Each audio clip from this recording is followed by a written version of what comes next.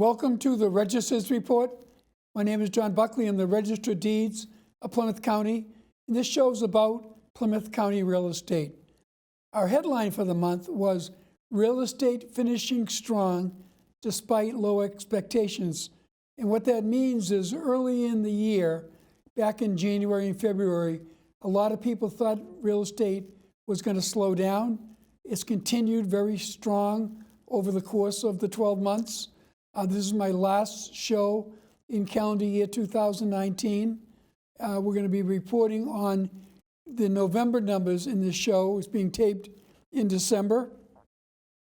We have a great guest in the second segment of the show, Kathy LaNatra of Coldwell Banker Residential Brokers. We'll be talking about real estate across Plymouth County. And in the last segment of the show, we'll be talking about some of our great notable county and colonial records related to the holiday in some cases. So let's go right to the numbers. You're going to see a chart of deeds. Deeds are sales of property. As you can see, there were 877 deeds recorded in November, less than the 965 in October, slightly less than the 917 last November, and pretty consistently over the year, we've been about 6% down over the course of the year in sales. Although when you look at the next chart, sales of property, there have been sales throughout Plymouth County. Every one of our 27 communities have had sales, Plymouth being the largest number of sales, Brockton being second, but every community had sales activity. And next you're going to see what has really been the hottest story of the last number of months in real estate are refinances. People have taken advantage of low interest rates to refinance their mortgages, and that has increased our number of mortgages. Obviously, there are people using mortgages to purchase property, but people are also taking advantage of low rates to lower their monthly interest payment, and that reflects in the surge of mortgages. There were 2,294 mortgages recorded in November, less than the 2,658 in October, but up 51%. That's a large number, 51% compared to last November. And for the first 11 months of the year, mortgages have been up 18%. We always look at foreclosures since the crisis of 2008. Thankfully, foreclosures are very low. There were only 26 foreclosures in all of Plymouth County in November, a little less than the 31 in October, 40% less than last November. And every year since the crisis, those numbers have been going down, although there are still some people in trouble. If you're facing any difficulty, reach out to a federal housing counselor to try to modify your loan. But for the first 11 months of calendar year 19, foreclosure deeds, when a lender takes back property, is down 44%. Foreclosure notices had a little bump this month. A foreclosure notice is the first document we see that identifies someone in trouble.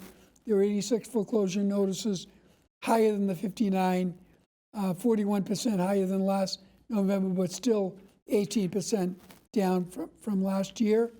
And you're also going to see a listing of foreclosures and orders of notice for the 27 communities in Plymouth County. Brockton and Plymouth, being the larger communities, have seen the most foreclosure deeds and orders of notice traditionally, and you'll see some of those numbers in the month of November. Be aware that recording fees are going up on December 30th. We've begun e-recording of land court in Plymouth County.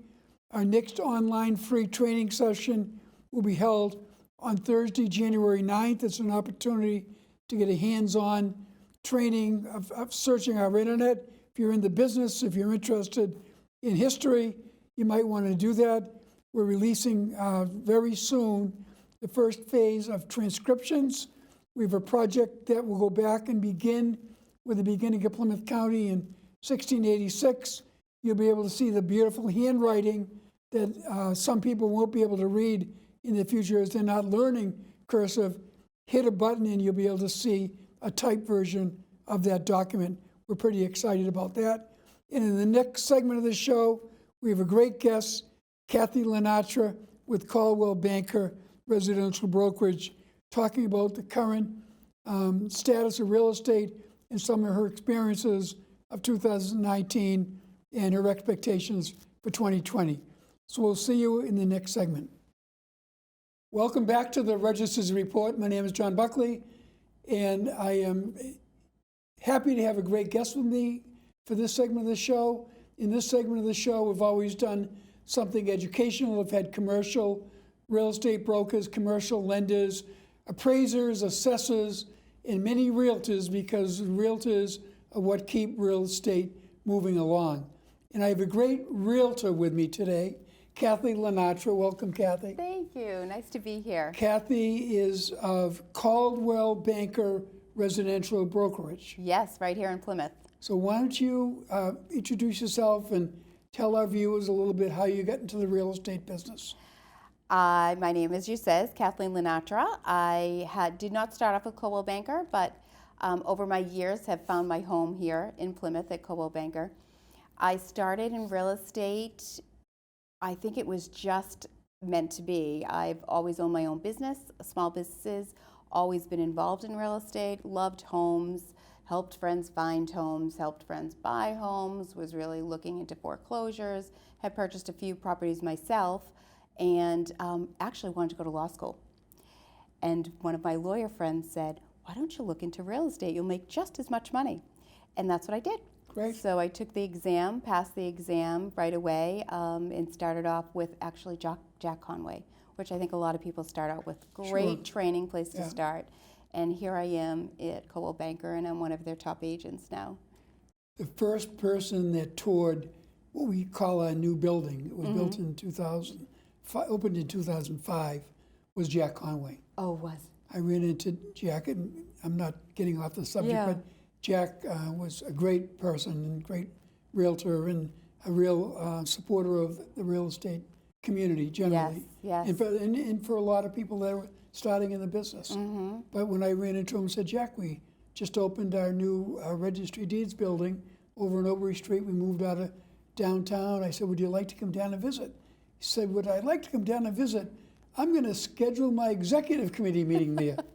And he brought his whole team over. We had a great conversation. We all went to lunch downtown Plymouth. He was a great Just guy. a nice man. He was a really nice man, and a philanthropist too. Yeah. You know, he really gave back to the community. And I always like to tell my Jack Conway story because before he was a realtor, he was a sports writer I did not know for the Boston Record American.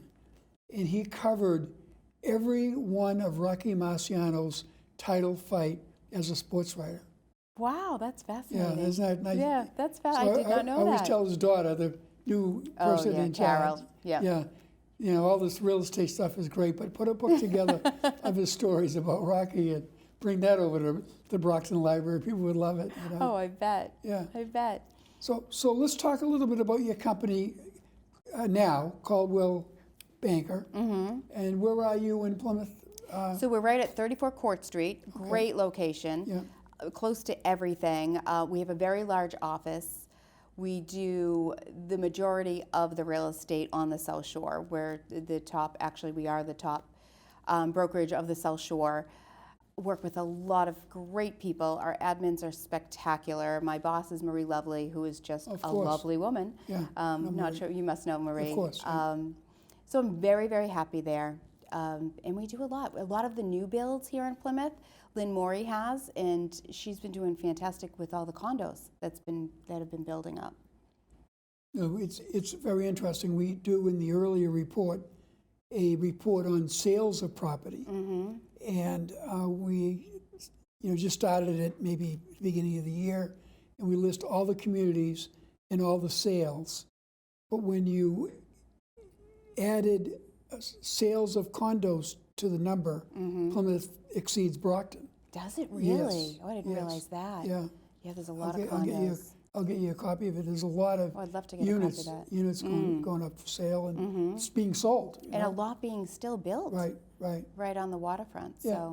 So how have you seen from your experience as a realtor, and I know a lot of people are going to recognize you from your public service Yes. jobs. You are a selectman in Kingston or still? I am a former select person Former in selectman. Kingston. And I you're am a now state the representative. state representative of the 12th Plymouth District. Yes. And that includes parts of Plymouth? Parts of Plymouth, Kingston, Plimpton, Halifax, a precinct in Duxbury, and a precinct in Middleborough. Okay, So 6 towns. great. So, but we're talking today about real Real estate. estate, yes. So my how passion. how did you see 2019? We're coming to a close. We're coming to couple a weeks. close. It's, Right, you had a closing today. I was just going to say, So I it was had a good way to end closing it. today, a great way to end the year. My year, so it ebbs and flows. Real estate ebbs and flows, and sometimes you're really busy in the summer. You think the spring market, and you're really busy in the summer. Well, this year I happen to be really busy in the fall and the winter. So I've had 4 closings in November, and this is my 3rd closing in December, which sometimes is usually really slow. So you can't judge it, but it's still the same. You know, it's still a seller's market to a degree. When you have an affordable home, and unfortunately affordable these days is 400 and under, which I think is crazy. Right. But there's so many people in that pool Right. of people looking at those homes. So if I have a listing, I've had a few listings under 4, like 350 range, 320 range, and there are 8 offers on I that believe it. property. And Yeah. it's the same 8 people that you see with each affordable unit. that's So you develop a frustrating. relationship, and Yeah. you get emotionally attached to the buyers. So it's tough if you're in that market. You really have to be on top of your game. You have to have a pre-approval ready to go. You have to be ready to make that offer right away. You have to be ready to give up some things, like maybe a home inspection, which I never recommend for my buyers. But as a list agent, this is what my sellers are looking at. If they can close quickly, if they're putting down a good chunk of money, these are all things that will help you if you're a first-time buyer or someone in that pool, in that range. Yeah, thankfully it's been a good year.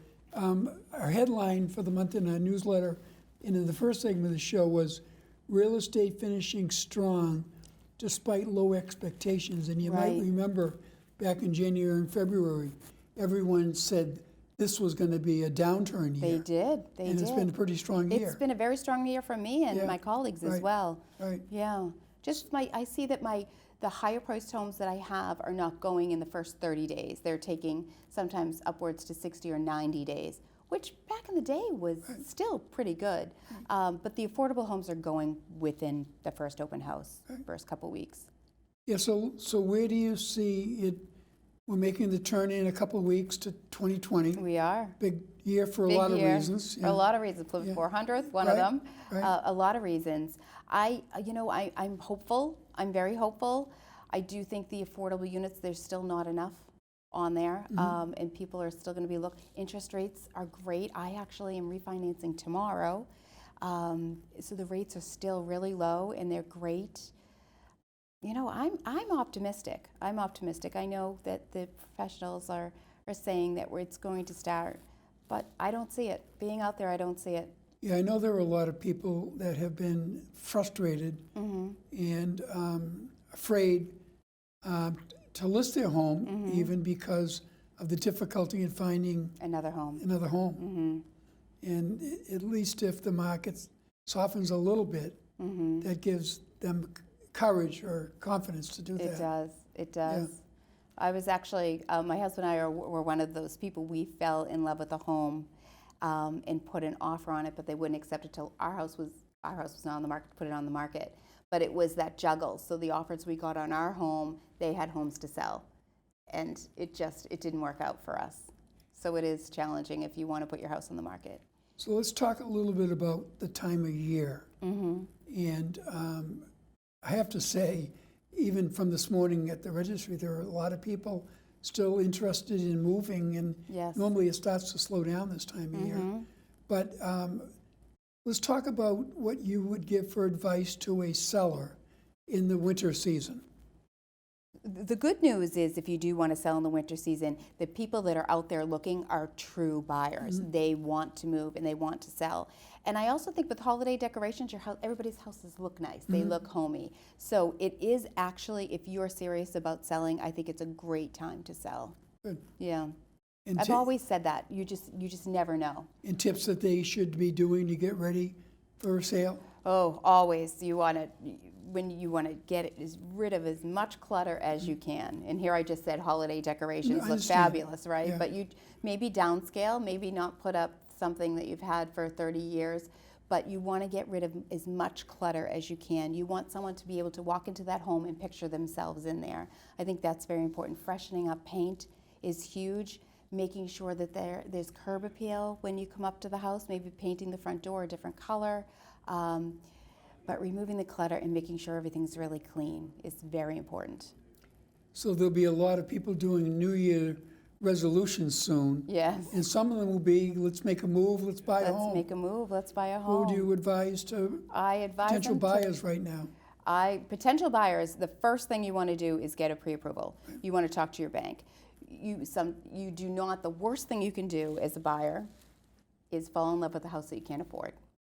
And it is heartbreaking, actually, when you picture yourself in this house and then you go to the bank and you realize, wow, we really can't afford this and we can't be pre-approved. So you don't have that issue. Or sometimes, on the other thing, you think you can only afford a certain amount and the interest rates are so low and you look at the payments, you can afford much more than you thought you could. So once you have that, then you can contact your realtor and they can go over your wish list, the things that you really want, and they'll come up with a list of homes or a group of homes, and then you can go and look. And you're armed, you're strong because you have your pre-approval, you know what you're going to put down, so your offer would be strong. So I always try to get my guests to give their contact information a couple times during the show. Can you give your contact information? Absolutely. Kathy LaNatra, the realtor? Kathy LaNatra, the realtor. So it's Kathleen.LaNatra, and my last name is LaNatra, and that's at nemoves.com. And my phone number is 617-750-0744. So let's talk about first-time buyers. I mean, there's certainly been a drop in home ownership over the past number of years. Realtors are really the main vanguard for private property ownership and understand the value of owning your own home. But if you're out there as a first-time buyer, what are the kind of things people should be doing now so they can be ready in the new year? You need to watch your credit. So if your creditkarma.com, I believe, is a free thing, know that FICO score, know what your credit score is. It's very important. And saving is so important. You really want to come down. There are mortgages out there, 3% down, 0% down, but you're such a stronger buyer if you have a good down payment. But you really want to understand what that credit score means. You really want to understand how to budget. And then again, the pre-approval, working with your bank, your local bank that you've had a relationship with, or a mortgage company. Right. I think that's very important. And there's a lot of workshops out there. I don't know if you have them at the registry, but there's a lot of first-time buyer workshops out there that will explain the whole process. A lot of the banks, and I know NeighborWorks, Yes. which is now, they combine the Kingston office and the Brockton office, runs a lot of those programs. They do, and they're very helpful. I actually just sent my son to one, and his good. soon-to-be, well, his girlfriend. We'll see what happens there, good. but it's important. And some lenders require that you do that, mass housing Yes, mass housing, yeah. and other like that, because for a lot of first-time buyers, many of the difficulties are the down payments. It is. And I know they have some programs that allow you to do it with a lot less down payment if you've gone through the program and you follow those guidelines. And they're willing to, there's some programs they'll help out with the down payment. And you can always be, in some programs, to be gifted a down payment from your parents if they're willing to do so, or from something as well, somebody as well. Good. Any changes you see coming up in the real estate, the way it does business? I am amazed from someone that had a practice, a general practice with a lot of real estate, is all the technology changes Oh my gosh. with the way purchase and sales Are go back done. and forth at lightning speed. Lightning speed, that e-sign Right. is the best thing invented. Right. I hear stories from realtors that I work with, brokers that I work with, when they only had the book. So we didn't have MLS. You couldn't just sometimes my buyers are much more educated than I am. There's a lot more online for them to look at. There's so much, and they'll send me things. all the time that I haven't seen. So that's great. They do a lot of the legwork, which is fantastic. But everything is done online now. Everything's signed online, or we can do it from our phones, which makes things faster, which is much more convenient, I would say. Yeah. But we still have, my old-fashioned buyers that wanted put a pen to the paper and sign, and I'm good with that. Yeah, clearly from our end of it, the recording perspective, we're a little behind private entities. There's a lot of more of a go slow mentality on out of state notarizations and things like that that some people and some of the major lenders are looking for.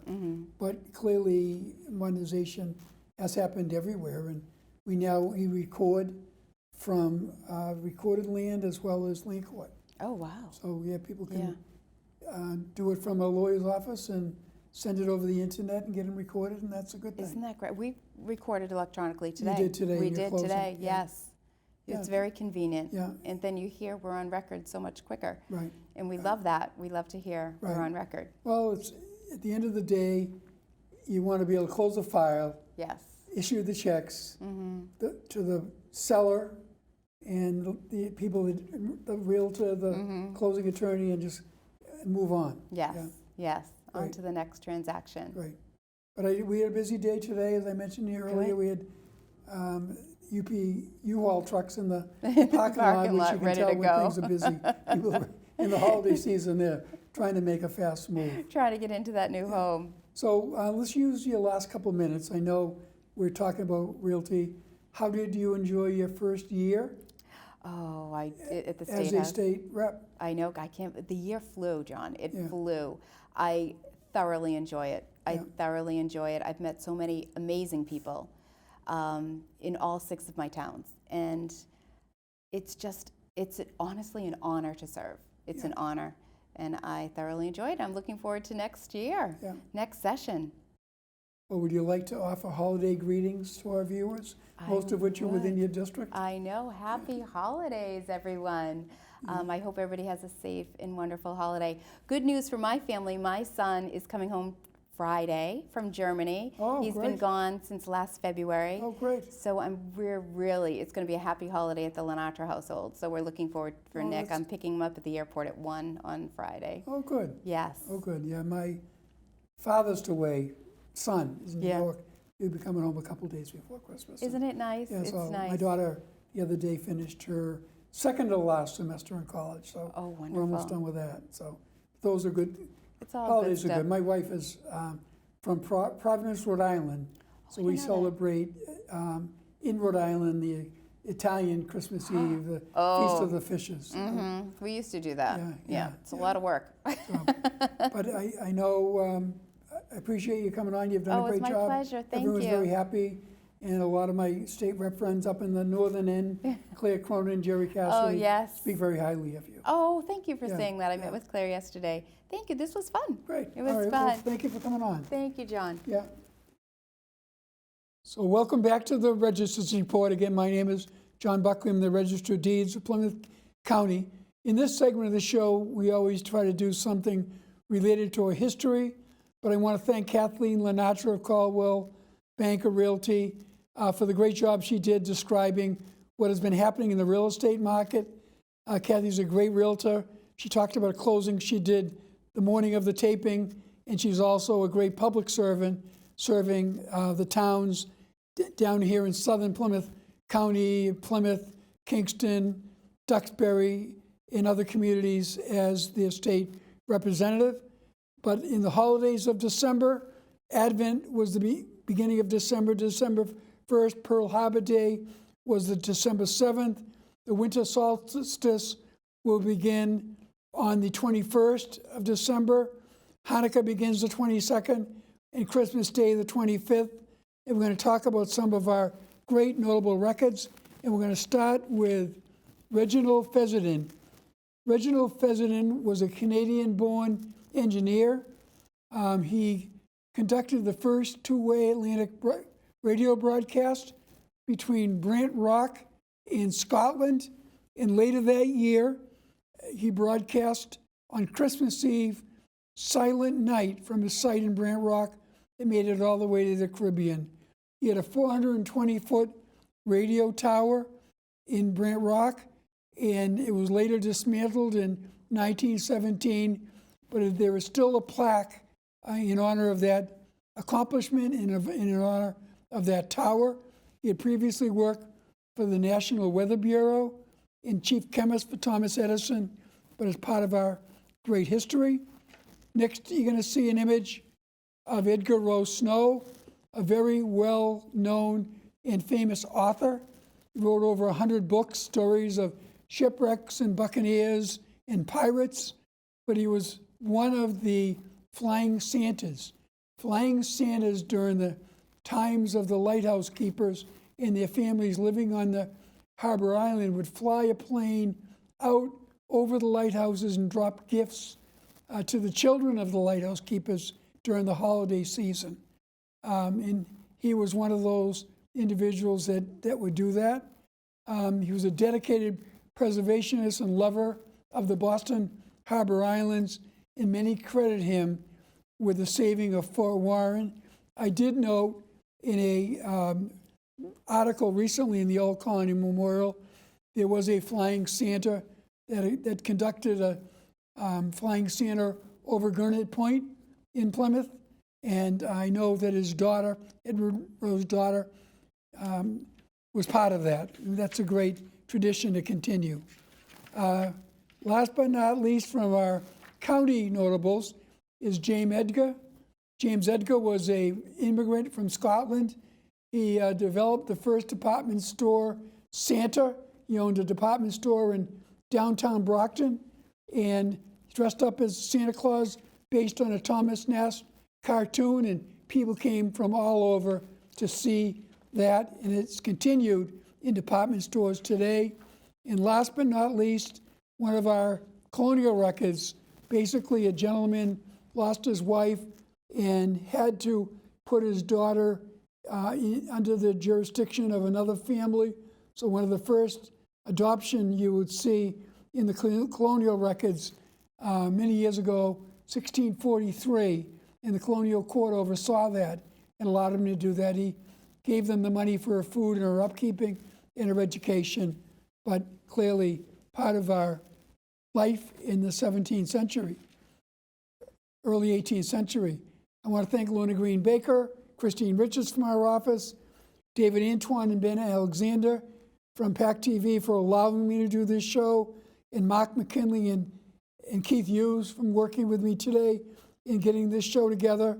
I want to wish everyone a very Merry Christmas, a Happy New Year, and a great holiday season, and we'll see you in the new year.